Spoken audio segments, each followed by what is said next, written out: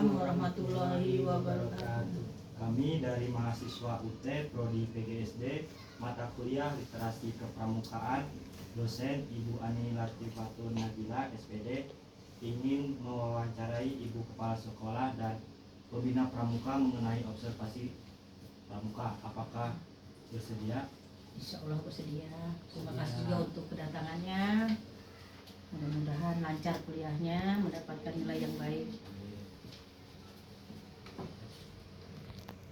Untuk Ibu Kepala Sekolah, Ya, boleh.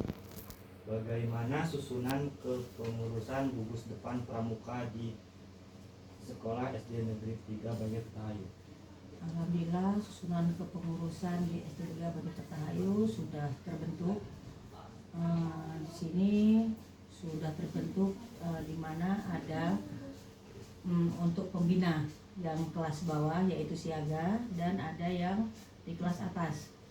Untuk yang di kelas bawah biasanya pembinanya adalah guru-guru yang mengajar di kelas bawah 1, 2, dan 3.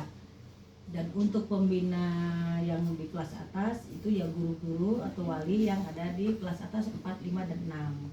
Jadi sudah terbentuk, termasuk kami juga sudah punya kagudeknya. Jadi semuanya sudah ada susunan pengurusnya. Sejak kapan struktur kepengurusan yang sekarang ini dibentuk atau dibuat? Struktur pengurusan ini memang terbentuk karena kami ini reorganisasinya adalah 3 tahun sekali. Jadi sudah ada 2 tahun ya Pak ya. Kami sudah membentuk, insya Allah mungkin tahun depan kami akan membentuk struktur lagi. Jadi sudah terbentuk, sudah 2 tahun yang lalu. Jadi kami pergantian pengurusnya 3 tahun sekali. Kapan saja jadwal pelaksanaan kegiatan kepramukaan dilaksanakan? Setiap hari apa? Oke.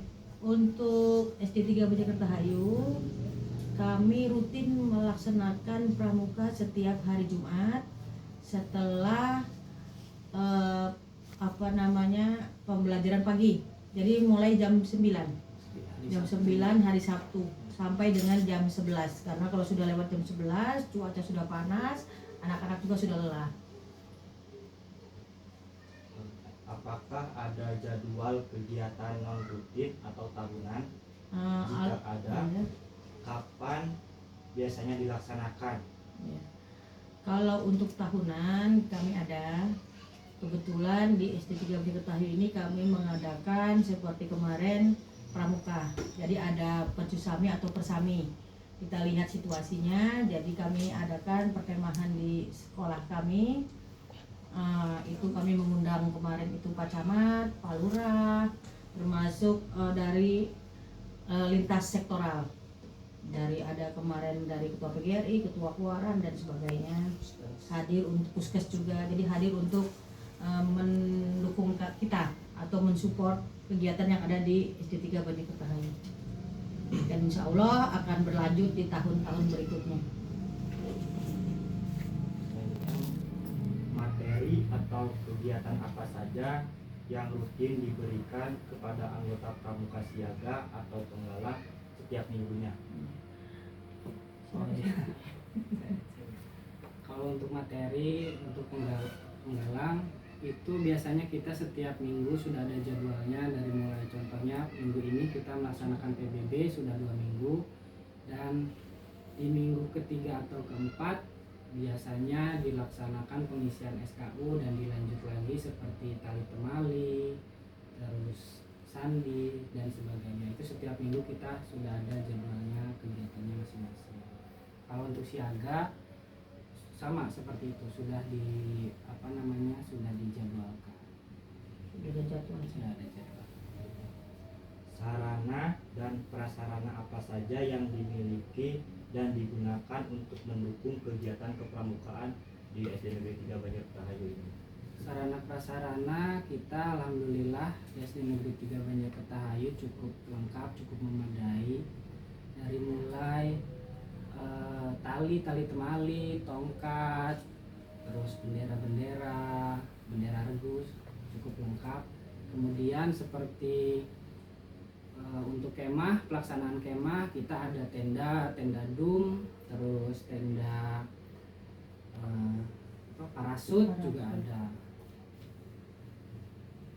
Selanjutnya, bagaimana sistem atau cara penilaian yang diterapkan untuk mengukur perkembangan dan keberhasilan anggota pramuka? Salah satunya itu kita ada pada saat mengisi SKU kita mengukurnya itu. Jadi di SKU itu kan ada poin-poinnya, bisa nanti kakak-kakaknya bisa dilihat di SKU-nya.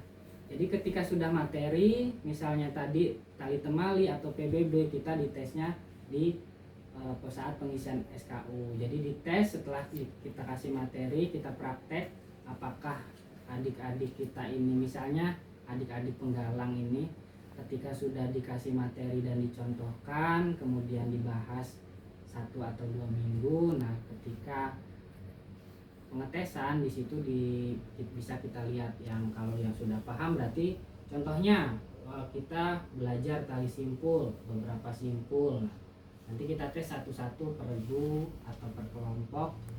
Ya kalau sudah bisa nanti kita dikasih tanda tangan di SKU-nya.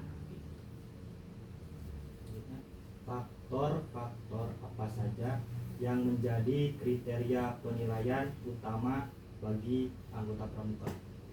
Kalau faktor-faktor banyak, tergantung kriteria penilaian apa dulu. Penilaiannya harus jelas. Ya kalau tadi kita bisa lihat pramuka kan tidak hanya tali temali, PBB dan sebagainya, ada sikap segala macam. Nah kalau untuk yang dasar misalnya contoh materi PBB, tali temali, atau bahkan sandi, moses, sebagainya, yaitu tadi diukurnya dari tes setelah kita melaksanakan pembelajarannya. Tergantung penilaiannya apa dulu. Selanjutnya, prestasi apa saja yang pernah diraih oleh Gus Depan Pramuka SD Negeri 3 Banyukayu ini dalam beberapa tahun terakhir? Oke. Kalau untuk prestasi yang terakhir kita mendapatkan juara di acara ulang tahun Pramuka sekecamatan, Kuaran kecamatan. Kita mendapatkan juara 2 senam dan terus beberapa itu lupa ya, cuman kita dapat 4 piala. Senam, PBB, Dan mungkin sedikit tambahan, untuk SC3 Banyukerta ini kami berusaha untuk mengirim. Jadi setiap ada perlombaan kami mengirim, minimal mereka itu kan melatih mental anak. Jadi harapan kami dengan anak-anak ini berlomba keluar, anak-anak mentalnya bagus dan kita juga mendapatkan prestasi, mendapatkan piala. Jadi untuk reward anak-anak, alhamdulillah gitu kan. Dari hasil belajar ini loh mereka lombakan keluar. Jadi nggak hanya menang di kandang, gitu.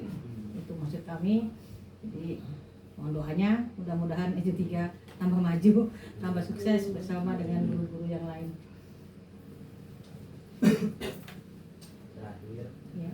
apa saja tantangan atau kendala terbesar yang dihadapi dalam pelaksanaan kegiatan pramuka di sekolah ini? kalau tantangan dan